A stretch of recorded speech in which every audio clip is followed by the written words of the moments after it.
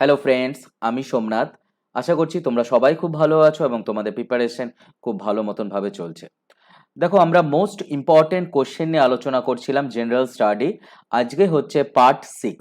এর আগে লাস্ট আমরা যেটা কমপ্লিট করেছিলাম সেটা হচ্ছে পার্ট 5 জেনারেল স্টাডির। যদি না দেখে থাকো তাহলে একবার দেখে নিও, কারণ এই প্রশ্নগুলো হচ্ছে সবথেকে ইম্পর্টেন্ট প্রশ্ন। অ্যান্ড এই প্রশ্ন বিসিএস এর জন্য ইম্পর্টেন্ট, বা ওয়েস্ট বেঙ্গলের পিএসসি যে কোনো এক্সামের জন্য কিন্তু এই প্রশ্নগুলো ইম্পর্টেন্ট। তো চলো আজকের ক্লাস স্টার্ট করছি। দেখো, এখানে বলেছে যে আনটাচেবিলিটি কত নাম্বার আর্টিকেলে রয়েছে। সবাই জানো যে আনটাচেবিলিটি অচ্ছুত এই যে কনসেপ্টটা, এটা হচ্ছে আর্টিকেল নাম্বার 17-এ রয়েছে। এবং আর্টিকেল নাম্বার 16 মানে কি? আর্টিকেল নাম্বার 16 মানে বলা হচ্ছে যে ইকুয়াল অপরচুনিটি, যে গভর্নমেন্ট সার্ভিসে ইকুয়াল অপরচুনিটি, এটার কথা বলা হয়েছে।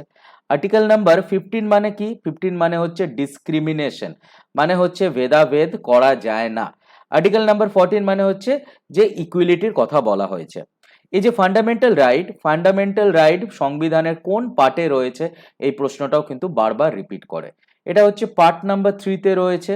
অ্যান্ড কোন আর্টিকেলের মধ্যে রয়েছে? এটা হচ্ছে 12 থেকে 35-এর মধ্যে রয়েছে। ফান্ডামেন্টাল রাইটের যদি বলা হয় যে প্রথমে কতগুলো ফান্ডামেন্টাল রাইট ছিল, এটা সবাই তোমরা জানো যে আগে 7টা ছিল, এখন ফান্ডামেন্টাল রাইট হচ্ছে 6টা। আমরা আর্টিকেল নাম্বার 31-কে ডিলিট করে দিয়েছি। এবং আর্টিকেল নাম্বার 31 কত নাম্বার অ্যামেন্ডমেন্টে ডিলিট হয়েছে?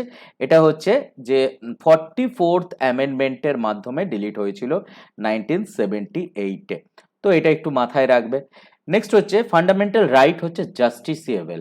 এই যে কথাটা তোমরা শুনলে, জাস্টিসিয়েবল কথা মানে হচ্ছে যে যদি এই 6টা ফান্ডামেন্টাল রাইট, অধিকার যেটা আমাদের সংবিধান দিচ্ছে, যদি না আমরা পাই, তখন আমরা কোথায় যাব? আমরা সুপ্রিম কোর্টে যাব, বা আমরা হাইকোর্টেও যেতে পারি। তো চলো নেক্সট প্রশ্নের দিকে। তোমরা যারা কম্পিটিটিভ এক্সামের প্রিপারেশন নিচ্ছ, তোমরা এই চ্যানেল থেকে সমস্ত সাবজেক্টের প্রিপারেশন তোমরা নিতে পারো। এই চ্যানেলে প্লেলিস্টে যাও, অ্যান্ড প্রত্যেকটা সাবজেক্টের ডেসক্রিপটিভ ভিডিও তোমরা পেয়ে যাবে। ইন্ডিয়ান হিস্ট্রির উপরে ডেসক্রিপটিভ ভিডিও, ইন্ডিয়ান পলিটির উপরে ডেসক্রিপটিভ ভিডিও, ইন্ডিয়ান জিওগ্রাফির উপরে ডেসক্রিপটিভ ভিডিও, অ্যান্ড বাদবাকি সাবজেক্টগুলোও কিন্তু এখানে চলে আসবে। অ্যান্ড জেনারেল স্টাডির এমসিকিউ, এখানে হচ্ছে এমসিকিউ এর প্রশ্নর প্লেলিস্ট, এখানেও তোমরা সমস্ত জিনিস দেখতে পারো। তো চলো নেক্সট কোশ্চেনের দিকে যাচ্ছি। অ্যান্ড অবশ্যই চ্যানেলকে সাবস্ক্রাইব করে নাও, অ্যান্ড বেল নোটিফিকেশনটাকে প্রেস করে নিও, যাতে তোমরা ইন ফিউচার জানতে পারো কখন কি ভিডিও দেওয়া হচ্ছে। চলো নেক্সট কোশ্চেন। এখানে কি বলেছে দেখো, এখানে বলেছে যে which Mughal empire granted a business permit to an English company.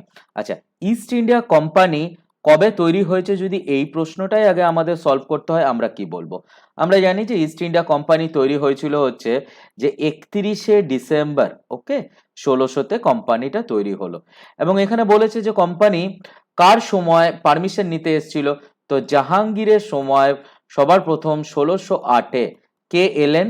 Captain William Hawkins এলেন। এবং তার জন্যই, এবং পরে গিয়ে থমাস রো এসেছিলেন। অ্যান্ড তারপরে ইস্ট ইন্ডিয়া কোম্পানি তাদের প্রথম ফ্যাক্টরি করতে পারলো হচ্ছে সুরাটে প্রথম ফ্যাক্টরি করলো 1613-তে। এবং যদি বলে যে ভারতবর্ষের মধ্যে ফার্স্ট ইউরোপিয়ান কান্ট্রিকে যারা প্রবেশ করেছিল, তাহলে প্রশ্নের অ্যান্সার কি?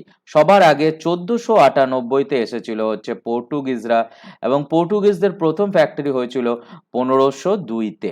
এরপরে ডাচ ইস্ট ইন্ডিয়া কোম্পানি তৈরি হয়েছিল, এবং ডাচ ইস্ট ইন্ডিয়া কোম্পানির ফ্যাক্টরি তৈরি হলো 1605-এ মৌসালামি পট্টনমে। অ্যান্ড আমরা দেখলাম যে ব্রিটিশরা 1613-তে ফ্যাক্টরি করলো। তো চলো নেক্সট কোশ্চেনের দিকে আমরা যাচ্ছি। দেখো এখানে একটা কোটেশন আছে যে who described Indian constitution as the paradise for the lawyer. এই আখ্যাটা কে দিয়েছেন? এই আখ্যাটা দিয়েছেন এন.ভি. পাইলি এই আখ্যাটা দিয়েছেন। দেখো, সংবিধানের জনক বলা হচ্ছে ডক্টর বি.আর. আম্বেদকরজিকে। এটা তোমরা সবাই জানো যে ডক্টর বি.আর. আম্বেদকরজিকে ফাদার অফ ইন্ডিয়ান কনস্টিটিউশন বলা হচ্ছে। অ্যান্ড এখান থেকে আরেকটা প্রশ্ন আসতে পারে যে সংবিধান, কনস্টিটিউশন কবে আমরা অ্যাডাপ্ট করলাম? ওয়েন উই অ্যাডাপ্টেড মানে হচ্ছে যে নেওয়া, গৃহীত করা, অ্যাডাপ্ট, তাই না? তাহলে আমরা সংবিধান অ্যাডাপ্ট করলাম হচ্ছে 26শে নভেম্বর 1949-এ আমরা অ্যাডাপ্ট করলাম। অ্যান্ড আরেকটা প্রশ্ন খুব কমন দেয় যে কবে আমাদের সংবিধান এনাক্ট হয়েছে। এনাক্ট মানেটা কি? এনাক্ট মানে হচ্ছে কার্যকারী হওয়া। তো আমাদের সংবিধান কার্যকারী হয়েছিল 26শে জানুয়ারি 1950। অ্যান্ড এই যে 26শে নভেম্বর হচ্ছে ইন্ডিয়ান কনস্টিটিউশনাল ডে, সংবিধান দিবস আমরা পালন করছি হচ্ছে 26শে নভেম্বরই আমরা পালন করছি। আচ্ছা, ঠাকুরদাস ভার্গাভাজি কি বলেছিলেন? এখানে একটা প্রশ্ন আসতে পারে, প্রস্তাবনা বা প্রিয়াম্বেল। তো প্রিয়াম্বেলকে ঠাকুরদাস ভার্গাভাজি কি বলেছিলেন? দেখো, প্রস্তাবনা মানে হচ্ছে সোল অফ ইন্ডিয়ান কনস্টিটিউশন। আমি প্রত্যেকটা জিনিসকে লিখে দিচ্ছি যাতে তোমাদের সুবিধা হয়। প্রথম কথা, প্রিয়াম্বেলকে হার্ট অ্যান্ড সোল দুটো কনসেপ্ট একটু ক্লিয়ার রাখবে। প্রিয়াম্বেলকে বলা হয় শুধুমাত্র soul of Indian constitution, and এই আখ্যাটা দিয়েছিলেন হচ্ছে ঠাকুরদাস ভার্গাভাজি। নেক্সট, প্রিয়াম্বেল বা প্রস্তাবনাকে বলা হলো identity card of Indian constitution. Identity card এই আখ্যাটা দিয়েছিলেন N.A. পালখি আলাজি। নেক্সট হচ্ছে, প্রিয়াম্বেলকে বলা হলো যে পলিটিক্যাল হরোস্কোপ, অ্যান্ড এই কথাটা বললেন হচ্ছে অনেক সময় এগুলো ছোট ছোট প্রশ্ন পরীক্ষায় চলে আসে, তো এগুলো একটুখানি মাথায় রাখবে। Political horoscope K.M. মুন্সি জি কিন্তু বলেছিলেন, তো এগুলো একটু মাথায় রেখো। নেক্সট প্রশ্নের দিকে আসো। তোমরা যারা এখনো অবধি চ্যানেলকে সাবস্ক্রাইব করোনি, চ্যানেলকে ফার্স্ট অফ অল সাবস্ক্রাইব করে নাও এবং প্লে লিস্টে যাও, প্রত্যেকটা ভিডিও তোমাদের জন্য রয়েছে। এগুলো সব ডেসক্রিপটিভ ভিডিও, ইন্ডিয়ান হিস্ট্রির উপরে, ইন্ডিয়ান পলিটির উপরে, ইন্ডিয়ান জিওগ্রাফির উপরে, অ্যান্ড বাদ বাকি সাবজেক্টেরও ভিডিওগুলো তোমরা পেয়ে যাবে। জেনারেল স্টাডির এমসিকিউ দেখো, আগে ডেসক্রিপটিভ ভাবে পড়ে নাও, তাহলে এমসিকিউ সলভ করতে কিন্তু তোমাদের সুবিধা হবে। নেক্সট কোশ্চেনটা দেখো, এখানে বলেছে যে in which year was the Indian citizenship law was pass. Indian citizenship law pass হয়েছিল হচ্ছে 1955-এ। অ্যান্ড দেখো, সিটিজেনশিপের কথা কোন পার্টে বলা হয়েছে? সংবিধানের পার্ট নাম্বার সেকেন্ড পার্টে বলা হয়েছে, এবং আর্টিকেল নাম্বার 5 থেকে 11। ওকে, এটা একটু মাথায় রেখো। নেক্সট পরের প্রশ্ন হচ্ছে এলইডি মানে এটা কি? এই যে প্রশ্নটা, এটা যে কোনো এক্সামের জন্য ইম্পর্টেন্ট। এলইডি কথাটার মানে হচ্ছে লাইট এমিটিং ডায়োড। ওকে, এলইডি মানে তাহলে কি? Light emitting diode. নেক্সট পরের প্রশ্নতে এসো, which part of the Indian constitution is not enforced. আচ্ছা, এনফোর্সড মানেটা কি? এনফোর্সড মানে হচ্ছে যে তোমরা কোর্টে যেতে পারবে না, যেটা লেখা রয়েছে সেটা যদি ভায়োলেট হয়ে যাচ্ছে তাহলে কোর্টে যাওয়া যায় না। তাহলে কোনটা? এটা কি প্রিয়াম্বেল, এটা কি directive principal of state policy, বা ফান্ডামেন্টাল ডিউটি, বা অল অফ দ্য ম্যাটার? দেখো, এনফোর্স কথাটাকে খুব সিম্পল পয়েন্টে আমরা লিখতে পারি যে জাস্টিসিয়েবল হচ্ছে না। তাহলে এবারে কথা হলো যে এখানে কোনোটাই জাস্টিসিয়েবল নয়।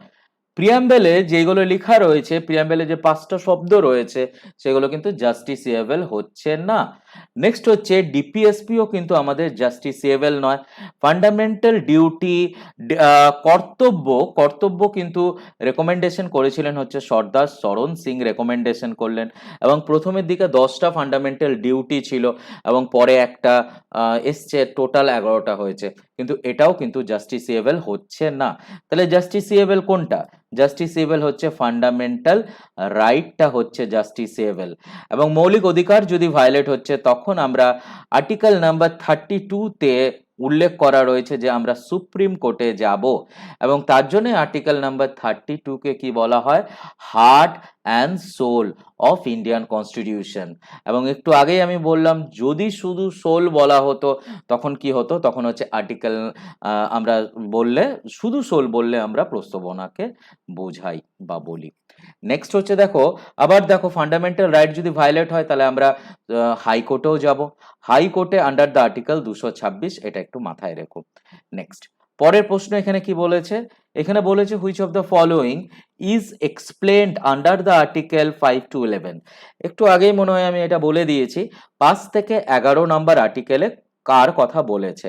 তো আমরা ভালো মতন জানি যে আমরা সিটিজেনশিপের কথা জানতে পারি, যেখানে হচ্ছে আর্টিকেল 5 to 11। ফান্ডামেন্টাল রাইটের আর্টিকেল কত, এটা সবাই তোমরা জানো যে ফান্ডামেন্টাল রাইট বললে হচ্ছে আমরা বলবো 12 থেকে স্টার্ট করে হচ্ছে 35 অবধি ফান্ডামেন্টাল রাইটের কথা। DPSP, directive principal of state policy, এটা হচ্ছে সংবিধানের পার্ট 4-এ আছে এবং আর্টিকেল কত এটাও কিন্তু পরীক্ষায় জিজ্ঞেস করে, অনেকবার এই প্রশ্নটা চলে আসে। আর্টিকেল কত, আর্টিকেল হচ্ছে 36 থেকে আমরা বলবো হচ্ছে 51 অবধি, অ্যান্ড অবশ্যই জাস্টিসিয়েবল নয়। এবং ডিপিএসপি কে দেখো Nobel features of Indian constitution বলা হয়েছিল, এবং কে বলেছিলেন, ডক্টর B.R. আম্বেদকর জি বললেন, অ্যান্ড সঙ্গে আরেকজনের নামও মাথায় রাখতে হবে, ওনার নাম হচ্ছে গ্র্যানভিন অস্টিন। ওকে, নেক্সট নেক্সট হচ্ছে ফান্ডামেন্টাল ডিউটি, একটাই আর্টিকেল এবং পরে এসছে। এই যে কথাটা পরে এসছে মানে কি, এসছে মানে হচ্ছে অ্যামেন্ডমেন্ট করে এসছে, এবং এই অ্যামেন্ডমেন্ট এটা হচ্ছে 42nd অ্যামেন্ডমেন্ট করে এসছে, তার জন্য 42nd অ্যামেন্ডমেন্টকে মিনি কনস্টিটিউশন বলা হয়। মেজর জিনিস হয়েছে, এক হচ্ছে ফান্ডামেন্টাল ডিউটি এলো, এক হচ্ছে প্রস্তাবনার উপরে কাজ হয়েছে, তো এগুলো একটুখানি বেসিক জিনিস মাথায় রাখবে। নেক্সট, টিপু সুলতান কবে মারা গিয়েছিলেন বা কোন যুদ্ধে উনি মারা গেলেন, this is a very important প্রশ্ন, এবং টিপু সুলতান মারা গিয়েছিলেন হচ্ছে 4th অ্যাংলো মাইসোর ওয়ারে মারা গিয়েছিলেন। ওকে, নেক্সট পরের প্রশ্নতে এসো, নন্দা দেবী, নন্দা দেবী যেটা is the form a part of, কোথায় রয়েছে নন্দা দেবী, কোথায় রয়েছে, এটা কি আসাম হিমালয়, এটা কি কৌমন হিমালয়, এটা কি নেপাল হিমালয়, বা এটা পাঞ্জাব হিমালয়। তো আগে বোঝার চেষ্টা করো, এই যে ডিভিশন আছে, এই যে ডিভিশন গুলো তোমরা দেখতে পেলে হিমালয়ের, এটাকে কি বলা হয়, এটাকে বলা হয় regional division of the Himalaya, এটাকে রিজিয়নাল ডিভিশন বলা হয়। এবারে দেখো হিমালয় মানেটা কি, হিমালয় হচ্ছে নবীন ভঙ্গিল পর্বত, অ্যান্ড হিমালয় কিভাবে সৃষ্টি হয়েছে, কারণ আমরা জানি যে দু সাইড থেকে দুটো প্লেট এসছিল, দুটো প্লেট ধাক্কা দিয়েছিল। এবার দুটো প্লেটের নাম কি, একটার নাম হচ্ছে Eurasian plate, Eurasian plate, and আরেকটার নাম হচ্ছে ইন্দো অস্ট্রেলিয়ান প্লেট। এবারে দেখো দুটো প্লেট কাছে এলো, তো এইগুলোর উপরে দেখো আমি ডিটেলসে ডেসক্রিপটিভ ভাবে পড়িয়ে দিয়েছি, যদি না দেখে থাকো তাহলে একবার ইন্ডিয়ান জিওগ্রাফি প্লেলিস্টে দেখো, তাহলেই তোমরা বুঝতে পেরে যাবে। এবারে এই ডিভিশনটা হচ্ছে নদীর জন্য ডিভিশনটা হয়, এই যে হিমালয়টা তোমরা দেখতে পাচ্ছ যেটা হচ্ছে ওয়েস্ট থেকে ইস্ট অব্দি, এটা হচ্ছে 2400 কিলোমিটার এর এক্সটেনশন। এবারে মাঝখান দিয়ে নদী আসে, আমরা জানি যে প্রথমে ইন্দাস, ইন্দাস তারপরে হচ্ছে আমরা বলবো হচ্ছে সুতলেজ, ইন্দাস থেকে সুতলেজ এই যে জায়গাটা পেলে, এটাকে তাহলে কি বলবে, এটাকে বলবে হচ্ছে পাঞ্জাব হিমালয়। নেক্সট হচ্ছে এবার ইন্দাস, প্রথম হচ্ছে ইন্দাস নদী, তারপরে সুতলেজ, তারপরে কালী নদী, তারপরে যেটা হচ্ছে আহ, কালী, পরে হচ্ছে তিস্তা। তো এই যে ভাগগুলো, এই যে সুতলেজ থেকে হচ্ছে কালী, এই যে ভাগগুলো এইখানটা হবে কৌমান। কৌমান হিমালয় মানে অ্যাকচুয়ালি কৌমান কথার উত্তর মানে হচ্ছে উত্তরাখণ্ড। আর নন্দা দেবী কোথায় আছে, যেটা হচ্ছে কোন রেঞ্জে, হিমাদ্রি রেঞ্জে আছে এবং কৌমান রিজনে রয়েছে। এই ডিভিশনটাকে বলা হয় রিজনাল ডিভিশন। অ্যান্ড যদি আমাদের বলতে হতো যে নর্থ থেকে south division of the Himalaya, এটা কিন্তু আলাদা, উপরের দিকে থাকবে হচ্ছে 3টে রেঞ্জ, এটাকে বলা হচ্ছে ট্রান্স হিমালয়। নেক্সট হচ্ছে এরপরে নিচে নামলে হচ্ছে হিমাদ্রি, তারপরে হচ্ছে হিমাচল, তারপরে হচ্ছে শিওয়ালিক। ওকে, নেক্সট তাহলে এখানে উত্তর কি হচ্ছে, উত্তর হচ্ছে কৌমান হিমালয় হচ্ছে উত্তর। নেক্সট নেক্সট হচ্ছে পিভিসির ফুল ফর্ম কি, অনেক সময় তোমরা পিভিসি দরজা দেখো যে লাগানো থাকে অনেক জায়গায়, তো এই পিভিসির ফুল ফর্মটা আমরা কি বলতে পারি, পিভিসি মানে হচ্ছে পলিভিনাইল ক্লোরাইড। তাহলে আমরা কি বললাম, আমরা কি শিখলাম, পিভিসি মানে হচ্ছে পলিভিনাইল ক্লোরাইড। নেক্সট দেখো এখানে বলেছে লেটেস্ট সাইট, ইন্দাস ভ্যালি সিভিলাইজেশনের সব থেকে লেটেস্ট সাইট এই অপশনের মধ্যে, দেখো এই অপশনের মধ্যে কোনটা হচ্ছে সব থেকে লেটেস্ট, তো তার উত্তর হচ্ছে দেখো ঢোলাবাড়িয়া। অ্যান্ড এই ঢোলাবাড়িয়া কোথায় আছে, এটা হচ্ছে গুজরাটে আছে ঢোলাবাড়িয়া, গুজরাটে রয়েছে হচ্ছে ঢোলাবাড়িয়া, তাই না। এবারে যদি বলা হতো যে ইন্ডিয়ার মধ্যে সব থেকে বড় সাইট কোনটা, তাহলে তার উত্তর হয় রাখিগিরি। ওকে, রাখিগিরি কোথায় আছে? এটা হচ্ছে হরিয়ানাতে রয়েছে হচ্ছে আমাদের রাখিগিরি। কিন্তু আইভিসি ইন্দাস ভ্যালি সিভিলাইজেশনের সব থেকে বড় সাইট কোনটা, এটাই যদি আমাদের পরীক্ষায় আসতো তখন আমরা বলতাম হচ্ছে মহেঞ্জোদারো, মানে হচ্ছে মৃত্যুর স্তূপ, রবি নদীর ধারে রয়েছে মহেঞ্জোদারো। নেক্সট, এখানে বলেছে যে ব্লু ওয়াটার পলিসি কার ছিল? অ্যাকচুয়ালি ব্লু ওয়াটার পলিসি মানে হচ্ছে স্ট্রং নেভি, অ্যান্ড এটা ছিল হচ্ছে পর্তুগিজদের প্রথম গভর্নর ফ্রান্সিসকো ডে অ্যালমিডার ছিল। আমরা সবাই জানি যে ভাস্কো দা গামা সবার প্রথম ক্যালিকটে এলেন 1498-তে, এবং এসে উনি প্রথম ফ্যাক্টরি করলেন কোচিনে, প্রথম ফ্যাক্টরি করলেন হচ্ছে 1502-তে। এরপরে গভর্নর রাখবেন।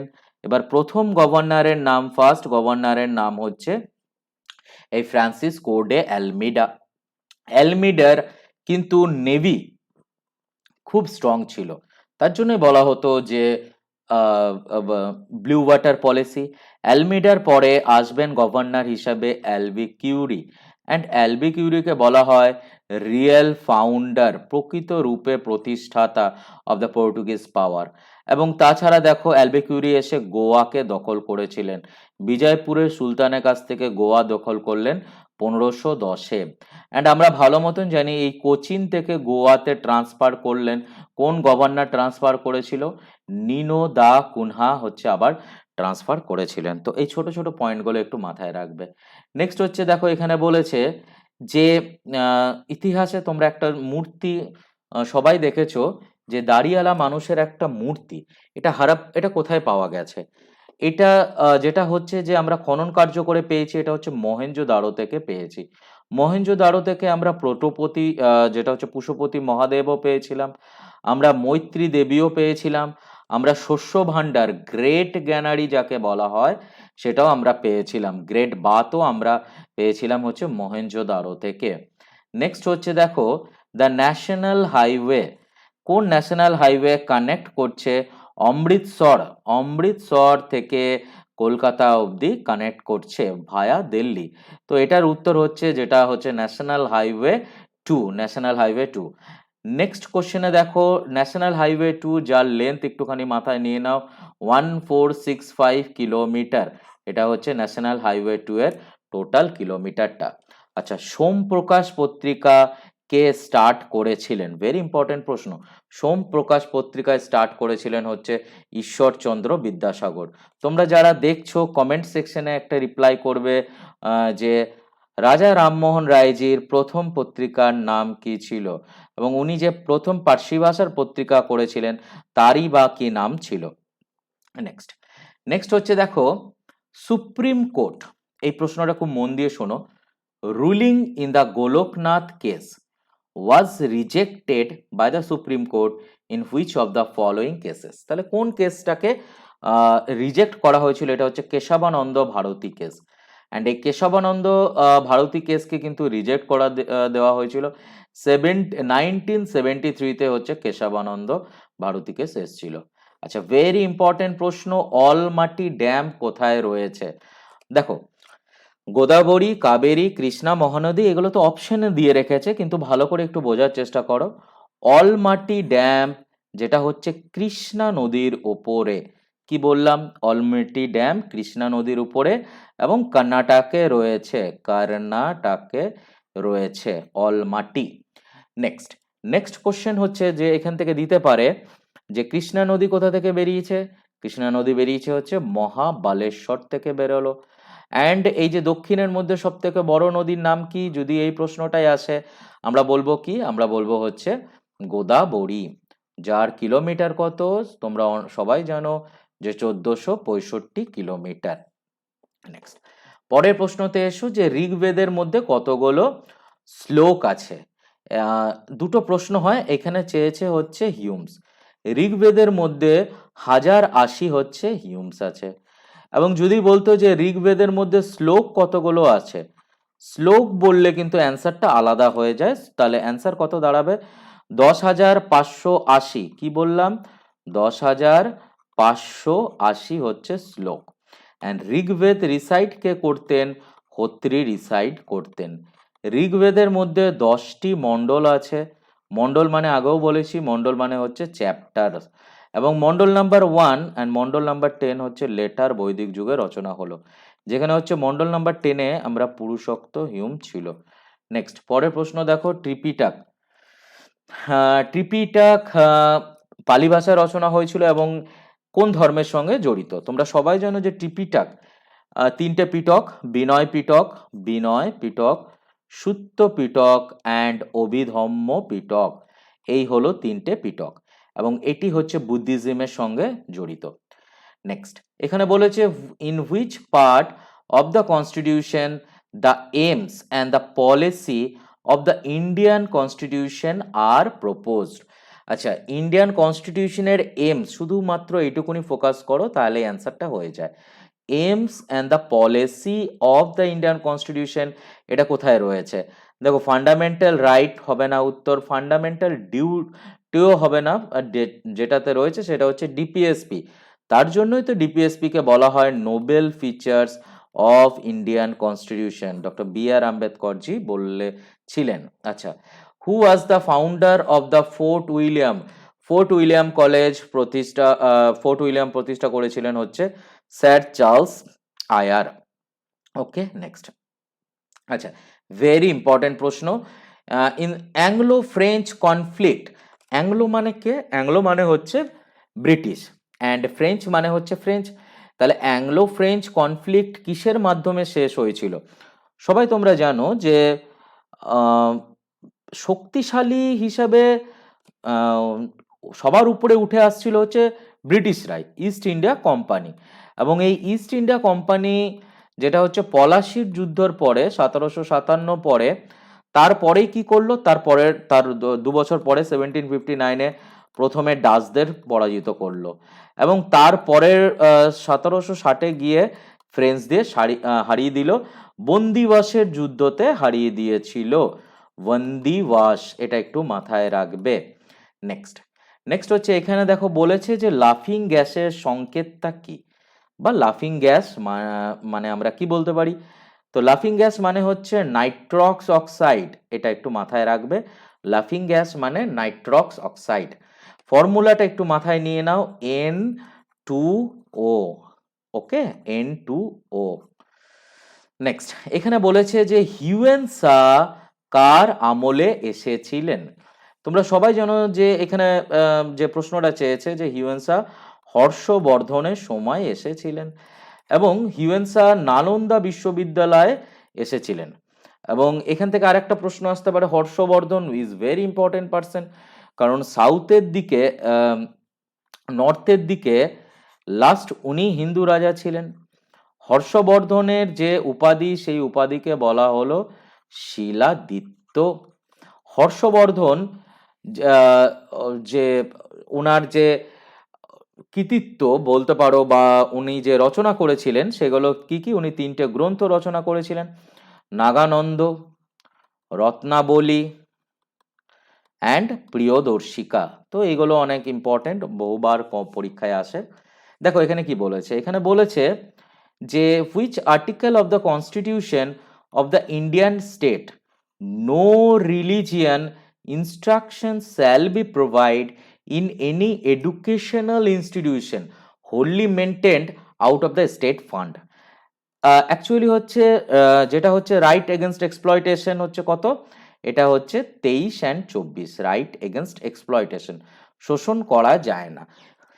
তো তারপরেরই যে আর্টিকেল, যেটা আমরা বলবো হচ্ছে যে ধর্মের স্বাধীনতা বা রিলিজিয়ান, এটার আর্টিকেল কত?